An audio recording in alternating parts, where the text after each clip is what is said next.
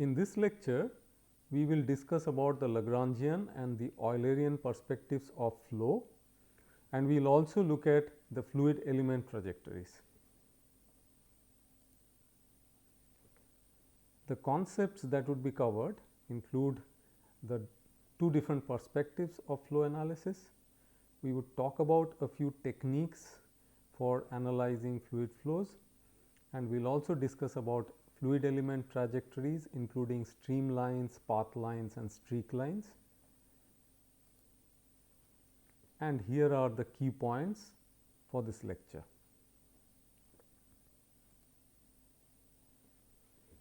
So, let us begin the discussion by looking at the Cartesian vector form of a velocity field, which varies in space and time.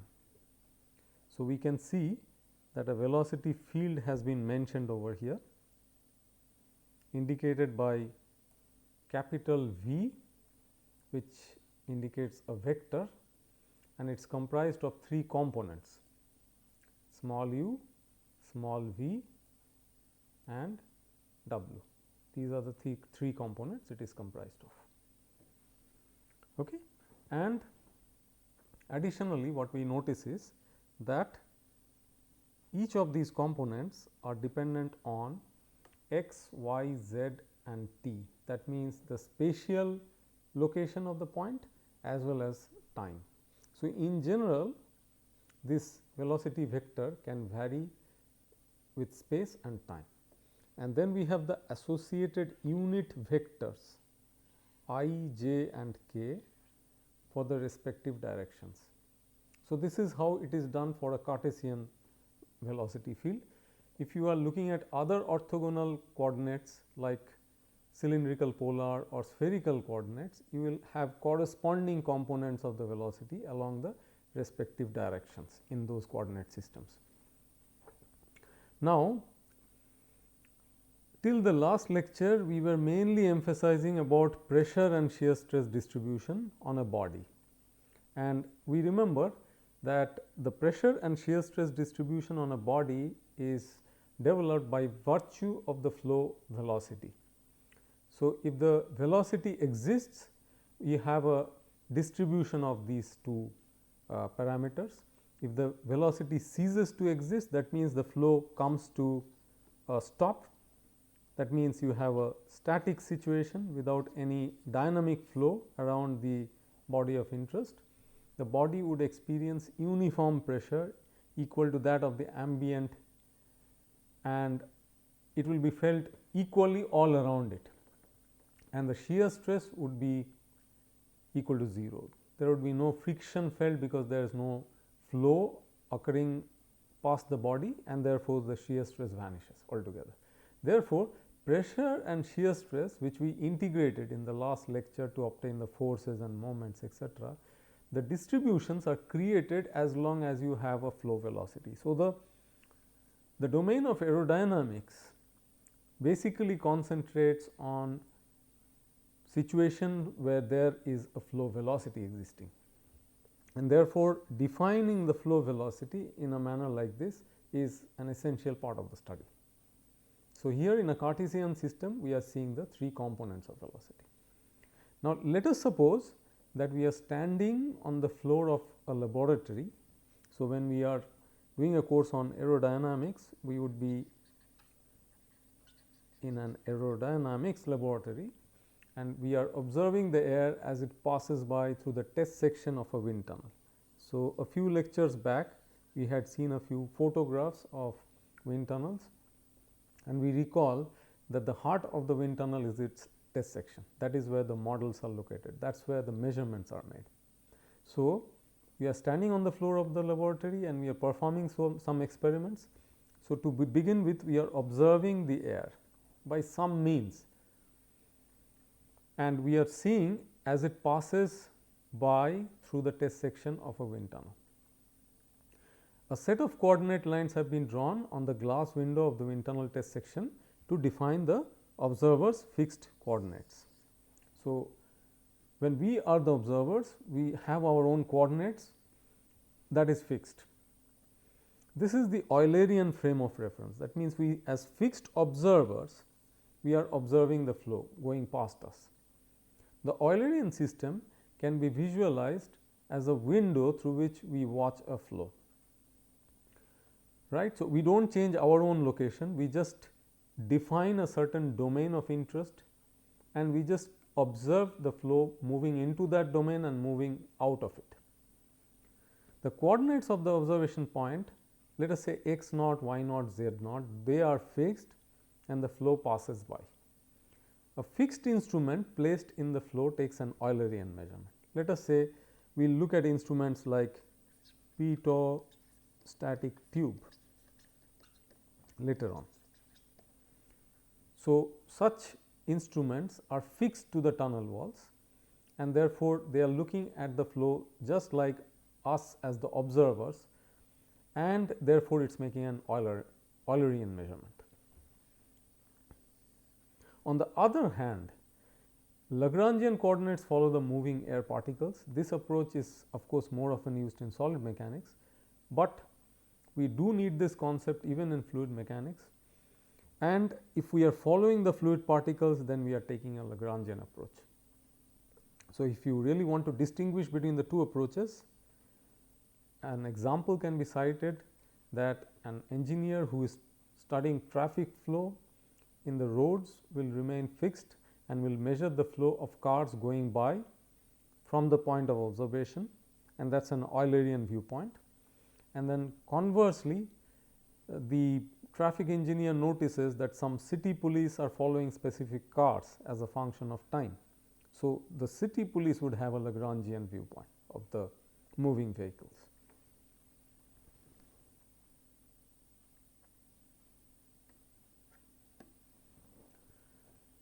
Let us briefly discuss about some flow analysis techniques.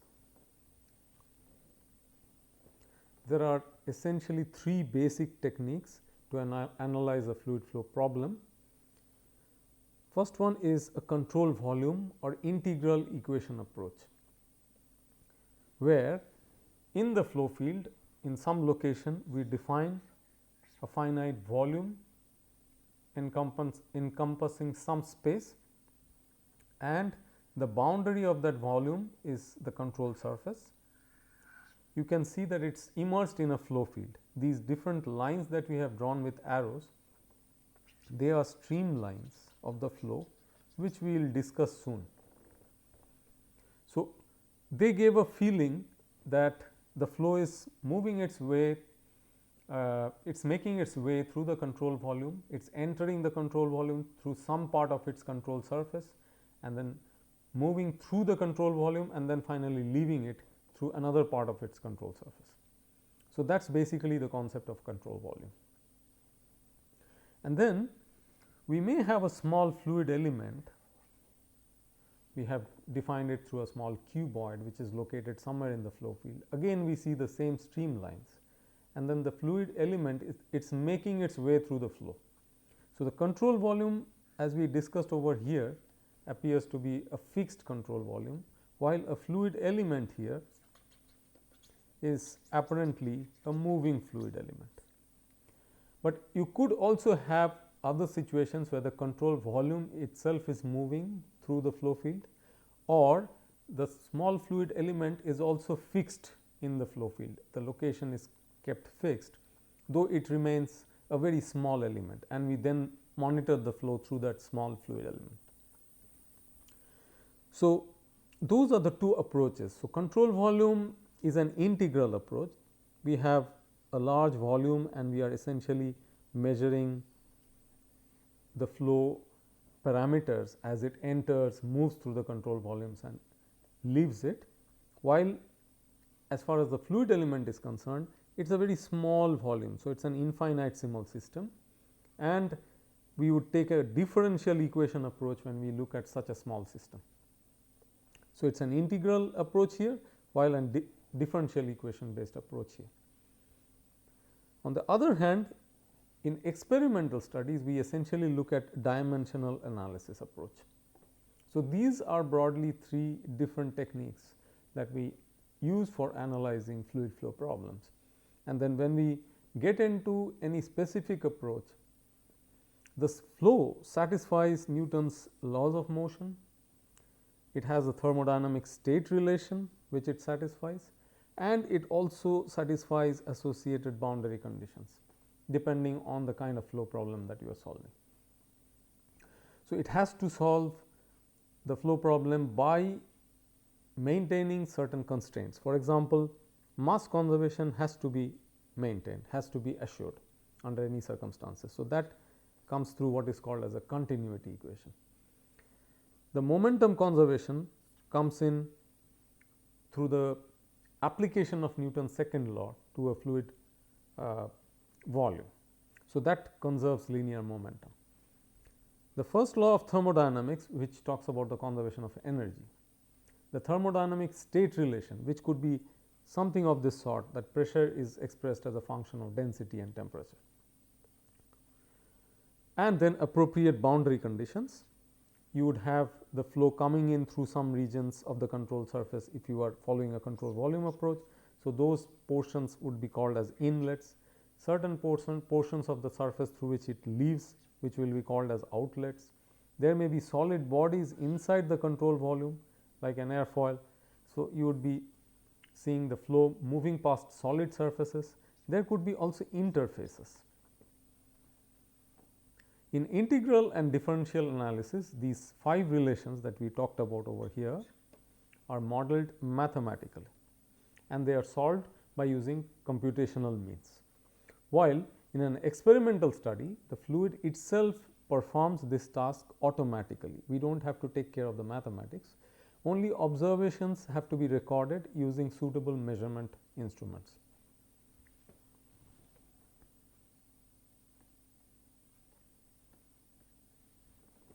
We will spend some good time on fluid element trajectories now. So, we are going to classify them to begin with into 3 categories when we begin. So, there are 3 types of fluid element trajectories primarily. Let us take note of the names first: streamlines, which we just talked about in the previous slide, then path lines and streak lines. So, there are 3 different terms that we are talking about. We have to remember these terms and we have to understand their significance in a flow field. So, these trajectories are all equivalent for steady flows. Steady flows are those which do not change with time, they are time invariant. But these trajectories would be different from each other if we are looking at unsteady flows, that means where there is a time dependence. So, as we formulate the 3 approaches of looking at fluid element movement, defining their trajectories, we will understand very soon why they differ when time comes in. Let us define streamlines. A streamline is defined as a line which is everywhere parallel to the local flow velocity vector. So, we already defined the flow velocity vector in an earlier slide. Here we are just mentioning the components u, v, w. As you can understand that these u, v, w's could be either function of space alone if it is a steady flow, and would be a function of space and time if it is an unsteady flow. Now, let us assume this streamline to be a curve. If you remember in the previous slide also, we had drawn a couple of them like this when they were moving through the control volume with arrows. So, we are just drawing one of them, let us say over here with an arrow, and let us define an infinitesimal vector along that streamline. So, we pick a point and we define a very small vector ds along the streamline. So, it would have differential length scales involved along the 3 directions. I, j, k are the unit vectors along x, y, z directions, and these are the length scales involved associated with that infinitesimal vector. Now, since this vector is parallel to the velocity vector, that is this vector. So, d s is parallel to the velocity vector. They must satisfy the criterion that the cross product of the two vectors should go to 0. Now, let us say you have a vector A and another one B, which are both parallel to each other, and let us say they are along the x direction. So, you would define A as its modulus times I and B also in a similar manner like this. Now, you know that if you take a cross product of the two vectors, they will go to 0, because I cross I goes to 0. However, if you take cross products of orthogonal vectors, here we are taking two unit vectors along x and y directions, and we are taking a cross product. By the right hand rule, it will give k. K is the unit vector along z direction, which is orthogonal to the plane containing the I and j vectors, which is the xy plane. Similarly, j cross k will give you I, and say k cross I will give you j.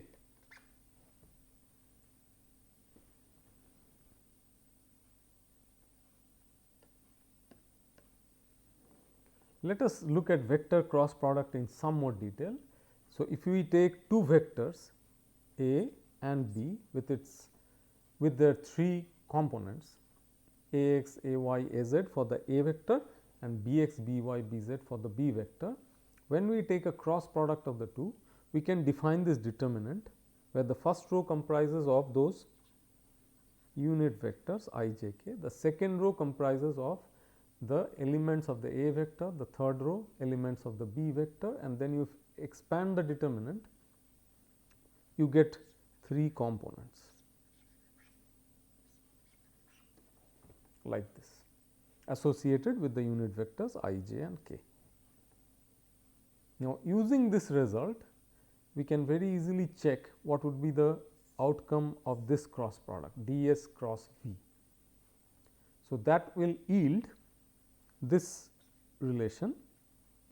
Remember that v is nothing but u I plus v j plus w k, and d s comprises of d x I plus d y j plus d z k. So, now you can take term by term and compare between this result and what you have at the bottom.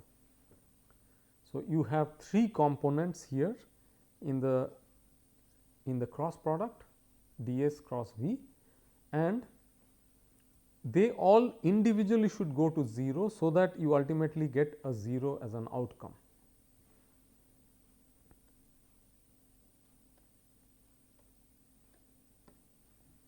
So, each of the components of the above vector should be individually 0 to satisfy the equation. So, we have written the components here. So, they give three differential equations which define the streamline. Now, the three velocity components u v w must be given as functions of x y z for a steady flow field to integrate these differential equations, or if it is an unsteady field, then as functions of x y z and t. So, only then can you integrate the relation to obtain the streamline equation. Now, to obtain the values of the integration constants, when you perform the integration, the coordinates of some point lying on the streamline has to be provided.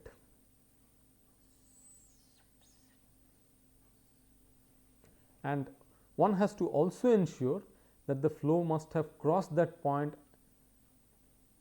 at a specific time. So, that time has to be stated. So, this will form what is called as the initial condition. So, that you can perform the exercise to obtain the equation of the streamline. So, since streamlines are everywhere tangential to the fluid velocity vector, it must follow that over an infinitesimal interval of time dt, a particle of fluid would be displaced by increments dx, dy, dz in the 3 directions x, y, z, where these incremental displacements would all satisfy these relations. Dx is equal to u dt, dy equal to v dt, dz equal to w dt.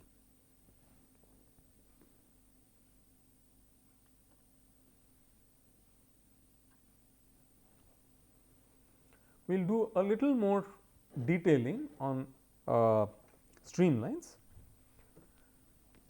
So, it must be clear to you already that we could have streamlines defined both in 2D and 3D space. It is much easier to do it in 2D though. So, let us say if it is in the xy plane that you are looking at a streamline, you have the x naught, y naught coordinates through which the streamline crosses, say at t equal to 0, and then you follow the streamline. So, if you are at a certain point on the streamline, you would notice that you can draw a small region around that point with dx and dy lengths along the 2 directions, and you will see that the velocity components which exist at that point and the elemental vector ds that you can draw at that point, they are parallel to each other.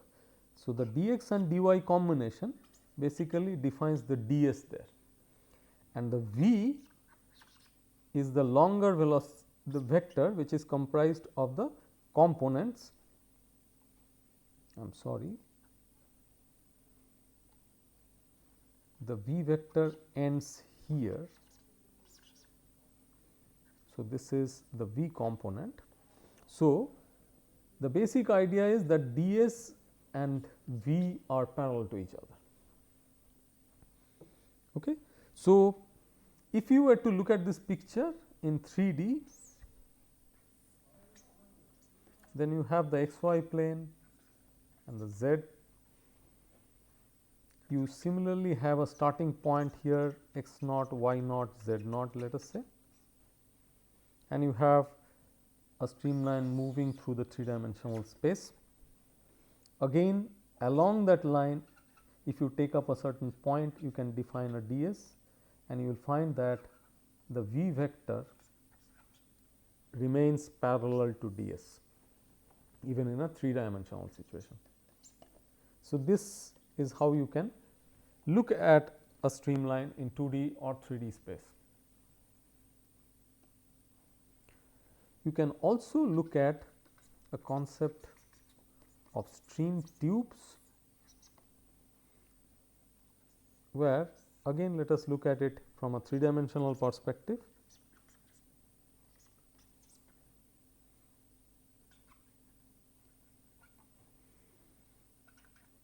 You look at a couple of points, let us say 4 points at some time t equal to 0, and you follow the streamlines which move through those points and you track them over time, and at a later time you will find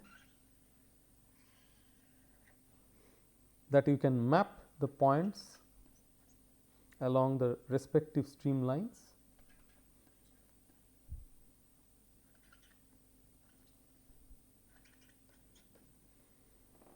And what you see in the process is that a tubular region gets defined, which we call as a stream tube. So, the streamlines passing through all these points form a surface.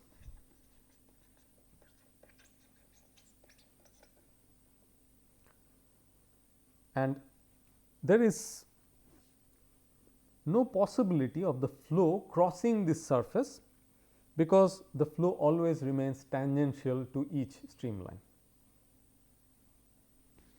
Therefore, whatever mass flow enters through the dotted circle containing the points 1, 2, 3 flow will move out of the solid curve 1 to 1 dash, 2 dash, 3 dash, 4 dash at a later point of time, and therefore, it is acting like a tube which carries the same mass flow rate. That means, there is no mass exchange possible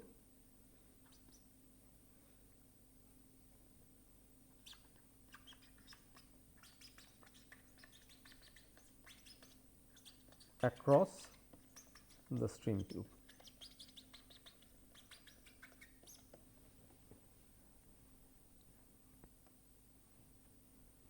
Let us keep these concepts in mind, and as we proceed further, we will keep recalling these ideas.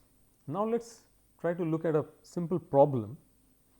We will try to find the equation of a streamline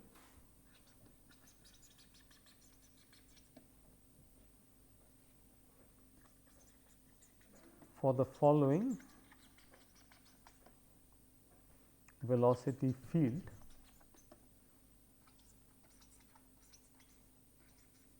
at time t equal to 0. We will later see that when we discuss path lines and streak lines, we will use the same velocity field to obtain the equations of path line and streak line as well, and then we will get back to the streamline equation and we will compare and see whether they match or are they different.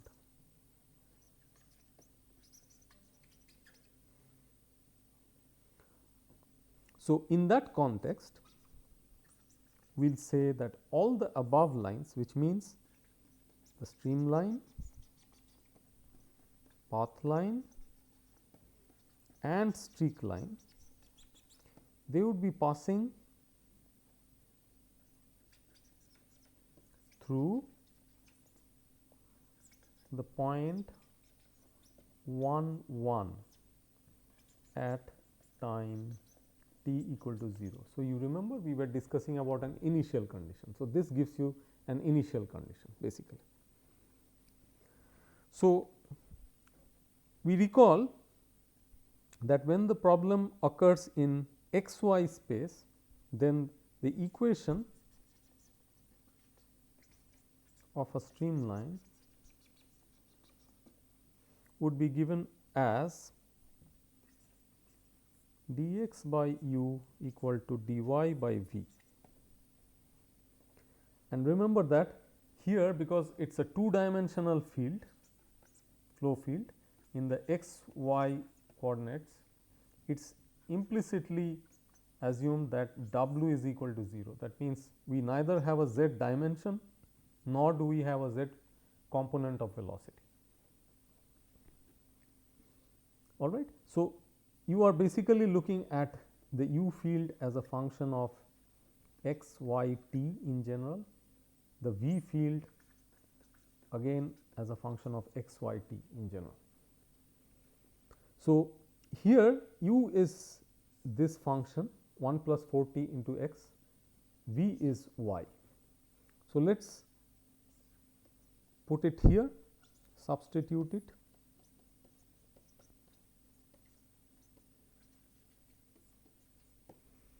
and then we will integrate it. So, before integrating, you can cross multiply and make this dx by x equals 1 plus 4t times dy by y. When you integrate this,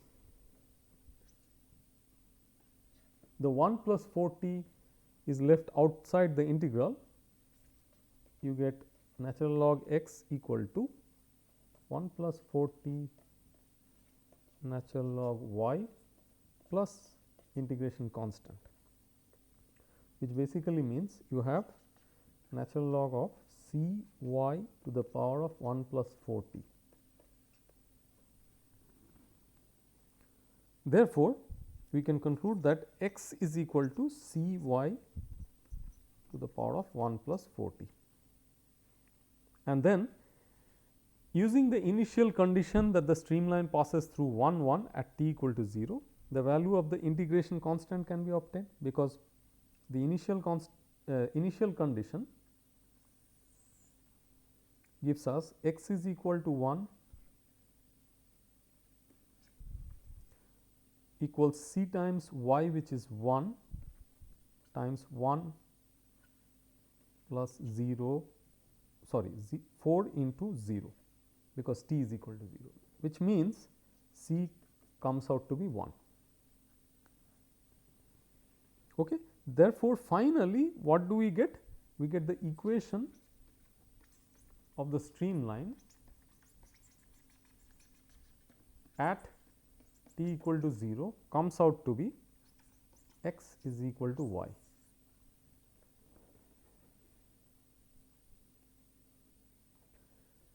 So, we have discussed about the Lagrangian and the Eulerian viewpoints of a flow field. We have discussed about a few techniques by which we usually analyze flow fields, and then we have started the discussion on fluid element trajectories, where we could discuss specifically on streamlines in this lecture. In the next lecture, we will discuss about path lines and straight lines. Thank you.